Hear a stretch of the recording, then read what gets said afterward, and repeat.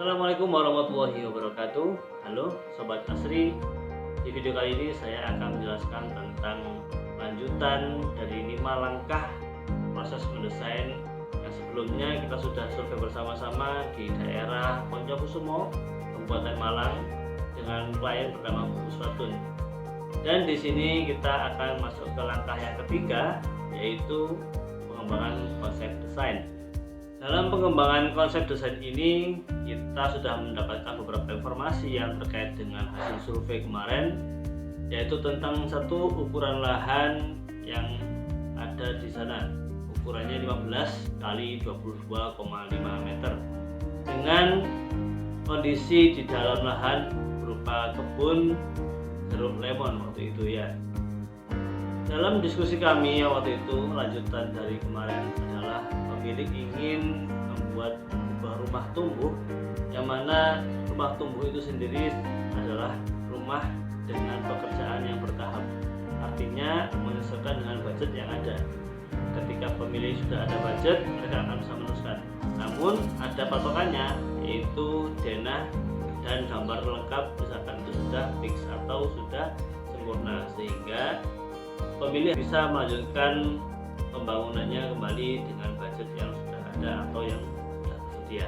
Saya akan sedikit mensketsakan ide-ide dasar di mana sebagai awal mula hasil dari survei dan wawancara kemarin. Simak ya. Baik ya. Di sini kita dapatkan informasi sebagai berikut. Lahan berukuran sekitar 15 kali 22,5 dengan jalan di sebelah panjang 15 meter. Di sini masih berupa kebun jeruk. Baik. Di sini pemilik lahan tidak ingin membangun keseluruhan, namun bertahap dengan mempertahankan beberapa vegetasi yang ada di dalamnya. Dan kita tahu bahwa elevasi dari lahan ini dengan sekitarnya itu ada sedikit penurunan atau terdapat kontur lahan, dimana di sini adalah misalkan ini plus minus 0,0, di sini dia naik plus sekitar 40 sampai 50 cm, dan di sebelah ini turun sekitar 1 meter. Ya, 1 meter.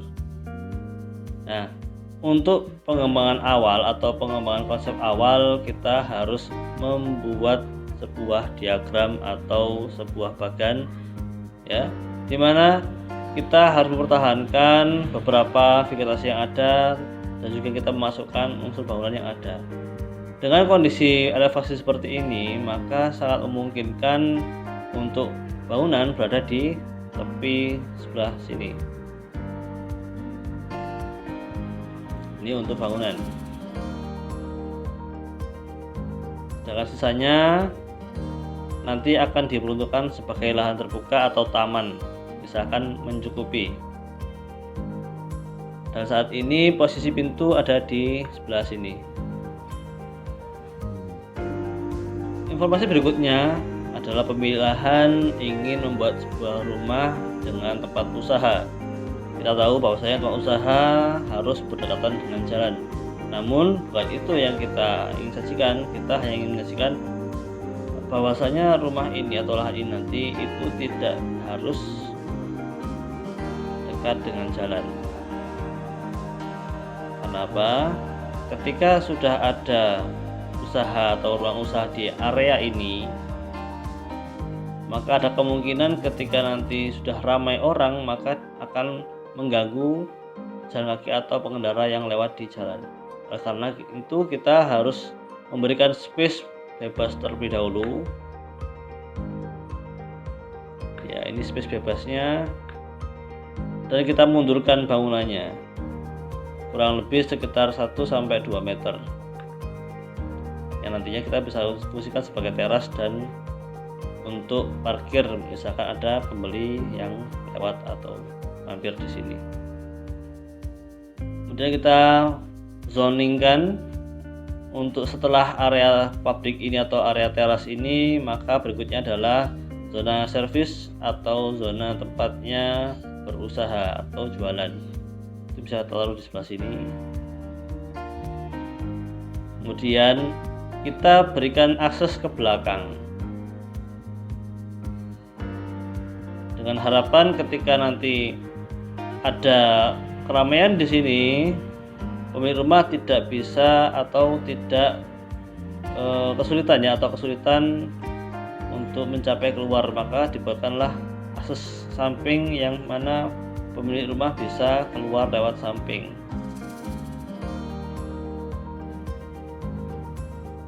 Zoning berikutnya adalah untuk ruangan tempat tidur atau tempat istirahat.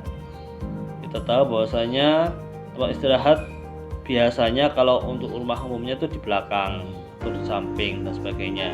Namun di sini kita tidak berkenan itu karena kita melihat kondisi dari sekeliling.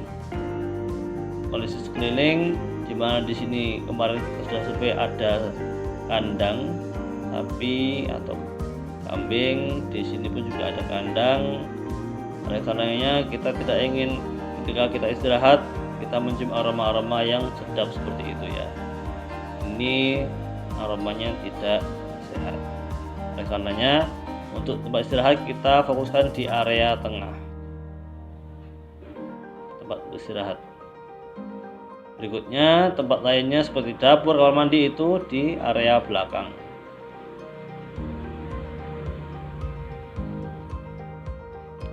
Seperti ini zoning. Kemudian nanti kita akan lanjutkan ke desain lanjutan yang sudah ada denahnya. Nah, jadi ini ya yang saya sketsakan tadi. Ini adalah jalan, lahan berukuran 15 kali 22,5 ya. Dan di sini ada area bebas, artinya untuk teras, untuk orang-orang yang sedang membeli dan sebagainya. Kemudian di area depan ini kita berikan untuk fungsi jualan atau tempat usaha. Kemudian di area samping ini kita biarkan terbuka karena elevasi yang rendah, kita bisa fungsikan sebagai taman dan kita bisa fungsikan untuk jalan samping ketika pemilik rumah ingin keluar rumah tanpa mengganggu kegiatan usaha yang ada di situ. Kemudian karena ini ada fungsi sebagai kandang dan sebagainya, maka tidak diperkenankan untuk menempatkan ruangan istirahat di area belakang. Oleh karenanya kita alihkan ke area tengah untuk istirahat dan untuk orang warga misalkan ya. Kemudian untuk sarana lainnya seperti dapur dan juga kamar mandi kita bisa alihkan ke belakang dengan bukaan yang besar ya, sehingga ketika kita masak atau apa itu udah langsung dibawa keluar, tidak masuk ke dalam rumah. Nanti itu pasti akan berpengaruh ke desainnya. Denahnya akan berpengaruh bukaan seperti apa dan seberapa besar bukaan itu akan disampaikan di denah nantinya. Jadi ini sketsa analisa tapak kita. Jadi nanti ada lanjutannya, kita terus ya. Jadi ini masih berlanjut. Terima kasih. Dan jangan lupa like, share, subscribe, dan bunyikan loncengnya agar tidak ketinggalan video dari kami, khususnya lanjutannya ini ya, jangan ketinggalan nanti. Terima kasih. Assalamualaikum warahmatullahi wabarakatuh. Salam sukses.